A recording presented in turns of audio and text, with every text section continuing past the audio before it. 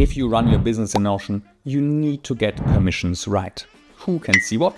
Who's supposed to edit which entries? And how can you avoid that the wrong information gets leaked? Well, I'm Matthias and I'm a certified Notion consultant, which means that we build secure and scalable systems for companies for a living. And in this video, I'm going to walk you through everything you need to know to master permissions in Notion. From the general beginner setup with groups and your high-level security settings, all the way to the newest Notion feature, Granular permissions, which unlocks some really cool use cases. Let's dive right in. First things first, the structure for this video. We have a lot to cover, so we've broken down the video into 3 big chapters. That way, you can easily jump in between, right? And if there's only a certain area that interests you, go right to it. Although I do recommend that for the first time when you watch this, right, you go through everything in order, because there are a lot of little things, right, and tips and tricks that we need to cover and you might miss them otherwise. The 3 big topics are understanding your workspace. That's why we start, right? We need to make sure that you know exactly what are the workspace roles, what are the workspace areas, and what are the basic permission levels. With the theory out of the way, we can then take things a bit more practical, right, and look at permissions in practice. How do we use groups to assign them? And what are the default security settings that we recommend to pretty much anyone, right? So if you don't have a lot of time, skip ahead to that part. This will teach you the one setup, right, that I recommend to 99% of people. It's the perfect starting point. And then after that, we take a look at more advanced permission workflows. That means a really cool hack on how to create secure collaboration pages. It's one of the things that I see rarely, if ever, mentioned online, and pretty much all the client workspace that we go into in the beginning don't have this set up. So very important that you know how this works. Then of course, granular permissions, right? The big new Notion feature that we have now since a short time. And last but not least, a first look at enterprise management. So this is our plan for the day, right? A lot of things to cover. So let's start with the first part, right? Understanding your Notion workspace. In order to see the different people in your workspace, you want to open the settings and then go to the people area under the workspace tab. And here you see now we have in the front, we would see any guests in this workspace, and then we have all the members together with their role. So to add a member, right, very easy. We simply click on plus hello at matthias-consulting.com. Now we can invite that person to our workspace, right? And we can change the role that they should have. And you can see if I click in here, right, they can be a workspace owner or a member. Currently, since this is a free test account, right, we get this little information that if we add a member to this, we will have to upgrade to the plus plan. Technically, it is possible to add members on the free plan, but then you have a block limit. So basically, never do that, right? If you need team members, upgrade to the first paid plan. And then if we are on a paid plan, we will also see the other options here, right, which would be to turn them into a membership admin. As you see, one thing that's missing here, right, is the organization owner. You can't set that here. If you're on an enterprise plan, you will have the option to claim an organization. And then through those separate organization dashboard, right, you will be able to set the organization owner. Next, let's take a closer look at the different areas of your Notion workspace, because again, that is very relevant for the overall settings. First up, right, organization. We already touched upon it several times. The organization actually lives outside of Notion, out of your workspace technically. If you are eligible for it, right, on an enterprise plan, you will see in the settings the option to create or claim your organization. And then from there, you will have settings to jump into this separate organization dashboard. It works a little bit like your Notion profile, right? If you don't know that yet, there's a URL that you can go to. I'll add it to a link in the description, and then you can visit your general profile. It's important for the marketplace, these sort of things. And similar to that, the organization also lives outside of the actual Notion app. You then have your workspace, right, where most of the things happen. That is the thing that you do your work in. You then have the team space, which is sort of a container within your workspace that can have separate permissions and a few separate settings. And then you have your private and your shared area. Just for a quick look, right, this is how the organization dashboard looks like. If you go to it, you will see the members that you have overall, the number of workspaces that are connected to this organization, right? So I could go in here now and create a different workspace for maybe my consultancy in the US, if that was relevant, as well as a bunch of the enterprise security settings, right? Like enabling single sign-on or SCIM provisioning. We'll touch on this a little bit later. You can also from here, right, then set or influence the settings that are available on a workspace level, right? So you can manage the accounts, right? You can say, okay, certain rules should be overall, applied from here. For example, you can, as you can see currently, it says here, oh, everywhere workspace managed. That means the workspace owner can decide whether sites, forms, and public links are possible, or whether users can export pages. But I can override this here for the whole organization, right? So if I don't want that members can just invite guests to pages, I could here turn it off for all workspaces across the board, and then the workspace owner would no longer be able to change it. Again, only relevant in large organizations, but good to know that this exists. Now, specifically in Notion, right, you can of course always go to settings and then change this on your workspace if you're not part of an organization, right? So here under security, that's where you find most of the settings, right? Where you can say, okay, is the team allowed to, share sites, forms, and public links? Are you allowed to duplicate pages? Are you allowed to do exports, right? How is it for members and guests? A lot of these will depend on the plan level, right? So most of these are only available on business and above. Below that, you have a few less options to control your whole workspace as the workspace owner. But those are the workspace level settings. Now, if we go below that, right, we'll have the team spaces. And first off, you can of course find your team spaces under the team space toggle, right? So in our consulting workspace, these are the team spaces that we've currently set up. You can from here create new team spaces, and you can always see who are the owners of a specific team space. So much for chapter 1, understanding your workspace. Now you have a rough overview of everything that matters for permissions in Notion. You know the different workspace roles, the different areas, and the different permission levels, plus how to change them on a page-by-page level. Next, let's look at permissions in practice. And there, the very first thing that's really, really important is to understand that in general, you always want to manage your permissions using groups. You never want to be in a situation, right, where you change permission levels for individual people on an individual page-by-page basis. And in order to set up groups, we need to head into our Notion settings again. In your Notion settings, you want to go to Workspace, Members, and then the Groups tab. And here, it's very important that you set up at least 2 groups. That will be in a moment also the part, right, of my recommended standard setup.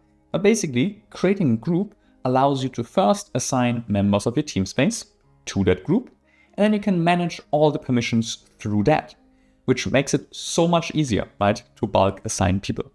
Just imagine for a second that you have a specific team space for HR, and you have a new person joining the HR team. That means you need to now go in and add that person to that team space. And let's say there are also like 2 other team spaces, right, that are relevant for them, or like 2 other pages as the person in HR, right? Maybe there's something in your executive workspace or just in like a separate page for them. You again add them individually. So now you already had to add them in 3 different locations for the onboarding. But what if they leave the company or they change in a different position? You need to remember now every single place where you said, well, this is relevant for someone working in HR, go in and change this, which is a maintenance nightmare. You'll never want to be in this position. Instead, you always want to do this through groups, which means you simply go in here, right? You create that group, and then whenever you change your permissions, right? So for example, when you say, okay, who to invite to a team space or who to give which rights on a page, you always want to do this through the group that that person belongs into. Because now you can just remove or add that person to the HR group, right? And will inherit all the permissions in the right places. Now, however many groups you need to set up will depend on your specific situation. So for example, if you are a very small company, right, then 2 admin and team are more than enough. This allows you to create all the relevant access levels in a small team where you want to make sure that admins have full control over everything and the team just a reduced one. If you then, of course, have more needs, right? If you say, okay, I have an HR space or maybe I have an executive team, right? You would create these. So basically, for every kind of access level in your company, you're gonna have a corresponding group. Just to illustrate this point, right? In our VC setup, here's our backend with all our databases. Now let's just look first at the wrong example. This is the funds database, and if we inspect the share settings, we see that everyone here has full access, which basically exposes your database and anyone in your team might be able to mess things up, rename properties and new properties, right? Delete them, which is a big issue. particularly right if you have automations that rely on a certain database structure. Instead, this is what you want to see whenever you visit one of your databases. You want to see that the admin group has full access and the team can edit content. Because that way, anyone added to the admin group can modify the database and the rest of the team can only change the actual entries within. Next, let's move on to the advanced permission workflows. And first up, right, creating secure collaboration pages. That's kind of the second part, right, that I recommend on the default settings, but it's a bit more of an advanced concept. So we moved it over here in the chapters and sets perfectly the stage for this. The situation is basically that, right? Let's say you have your databases perfectly locked down, can edit content on all of them to protect them. The next thing that you're probably going to do in your workspace is that you're going to build out central dashboards where everyone in your team can collaborate. Because in Notion, right, you always want to think in backend, your databases, and frontend, your dashboards. And again, if this is a new concept, check out the video with the business guide down below. But of course, if you spend all this time designing these cool dashboard pages, it would be a shame if anyone could just go in, right, and destroy them. Now, making sure that you have the right permissions on them, where everyone can only take the actions that they're supposed to, and none of the others, can be a bit tricky, but there's a really cool way to make this happen. To get there, just click to the invited part, right? We have our team here, and now we can up them to can edit content. And this now creates the desired situation on our main page, where for every database where we upgrade the user group to can edit content, people will be able to make the changes to the database directly, right? As if they had the full edit rights to the page. But they will also only be able to make these changes, right? They can't make changes to the heading, right, or any other kind of the structure. The best solution. Even better, with this setup, right, you can make sure that you can actually pick the databases where you want this to happen. Maybe for the newly sourced deals or so, right, or for different kind of database views, right, maybe for the charts, you don't want them to make any changes, right? Or here, you just want them to look at the new deals. But then on the deal pipeline, that's where you want them to be able to edit it. Well, with this approach, you can do so, right? Every database view can be edited on its own. And in brackets, you also have to do this on its own, right? So here, where we have 4 database views, you need to do this all separately. The good news is though, that if you have several views, or sort of like several tabs, right, on one database view, the permissions will change for all of them at once. So here, right, you need to only do this once, open as a page, and not once per view, which makes it a bit more manageable. So let's take a look at how this works in practice, right? We have no access for people on a general database, but if they're mentioned, they can see their entries. So on another account, right, on my MF Consulting account, I can now only see the entries linked to me here. And this is secure, right? There's no way for me as MF Consulting to click back in the original database and see everyone's tasks. We're sharing a subset of this database. And you can see this also, right, if I mention now here in my other account, demo task, which is where this is coming from, right? We're looking at this client portal page on both of them. Demo tasks, if I go to my other account, I see no access here because I don't have access to the underlying database. And if I were to click on here, it would simply show me, well, nothing, right? There's no way for me to access this. What's important to know is that if no entries were assigned to MF Consulting, right? Let's just do this for a second, right? Let's assign all the owners, right? Let's unassign this, right? Let's assign everything to Matthias for a moment.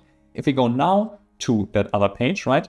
We see that there are no entries in this table. So the user will still get this sort of linked view, right? But no entries in it until I assign at least one entry, right, to MF Consulting so that they can see that specific entry here. This makes granular permissions amazing for a situation where you want to give people really only access to the entries that are related to them.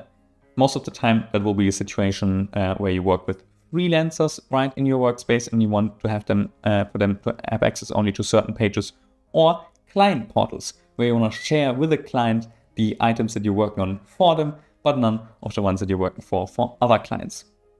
Very importantly, in this owner property, you can mention guests, right? So if someone is a guest in your workspace, you will be able to assign them here, thus them being able to see the entry. And you can also assign groups here. So if you have, sort of like a subgroup, let's say the HR team, right? And they should see only entries, they are the only ones that should see those entries, right? You could create the HR group and then add them to it and don't have to add people individually.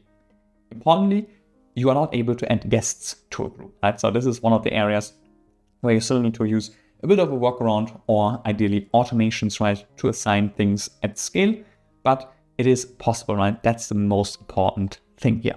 Another common scenario that you might have is to sort of increase, right, the security of your database overall, where you say, okay, actually, I want my team to be able to see all entries, but they should only be able to edit their own entries. In that case, right, we would slightly change the structure here. What we would want to do is we want to, again, add our group, our team group, right, where everyone is inside. And we want to set their permissions to either can comment or can view, right, so that they cannot make changes to the entries overall. But then we can, again, keep this anyone in owner, right, can edit rule, because that way, Jill would now see all tasks, so she would see my workload, but she could not change anything about my entries. This works particularly well for setups, right, where you might have a content calendar or so, right, and you want people to only be responsible for AI items and not mess with someone else's entries. Now there is one small quirk remaining, and that is that if you're in a situation where you have set your whole database below the can edit content permission for the team, right? So on can view, can comment, or no access, that means a user will not be able to add a new entry to a new button, right? Since I don't have permissions on the database, I can't click on new anywhere. I also cannot run a button that adds an entry to this database because I don't have permissions on it. The way to still allow users to add something to this database is through forms. So that's basically the workaround that we have here, right? Instead of a button that adds the task directly, we have a button that opens a form. So we can open up that form, right? And then on this form, I will be able to add an entry. And this entry, since I can say, well, for example, the owner should automatically be set to the person who created it, it will be able, right, to assign a task to me and I will see it immediately. That's sort of like the core loop, right? Okay, edit it in the new tab for whatever reason, not quite sure why, right? So let's add our sort of like test task, right, as MF Consulting, perfect, submitting it. If I go back here, right, test task pops up here. So it's sort of like one extra step, but it works perfectly fine in this scenario. Where this currently won't work, at least not at the time of the recording of this video, if it changes, right, I'll have a link in the blog post and update this.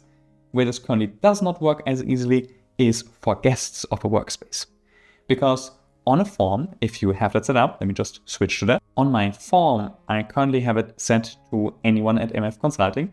And this is a bit misleading. This means actually anyone who's a guest in this workspace, a member in this workspace. Which means guests will not have access to this form right now. In order for a guest to be able to fill this out, I would need to say anyone with the link. And then currently, anonymous responses are always toggled on. Right? There's currently no way for a guest to submit a form under their own account, which means we then cannot automatically assign that entry to them, right? Because we don't know who created it. So this is sort of like a limitation with just Notion tools on its own. It is possible to build workarounds for this, right? With other form builders and a few more advanced automations. So if this is a problem that you have, right, definitely get in touch with us. We are happy to help you out there. But it's something to be aware of. I assume that this will soon be changed, right? So again, by the time that you watch this video, it might already be fixed. If that's the case, check the blog post for that. But yeah, right now, an important limitation to be aware of, where you need to have a bit of a workaround if external people are supposed to create new entries. So much for this permissions guide in Notion. Now you have everything you need to start setting up a secure system. But if you wonder how you should actually approach, building the database architecture and then possibly the front end, the dashboards, right, all the user interfaces, well, I've got you covered too. Here is a thorough guide that will bring you from an empty page to a fully functional Notion system for your business. Just click here and I will see you in a few seconds.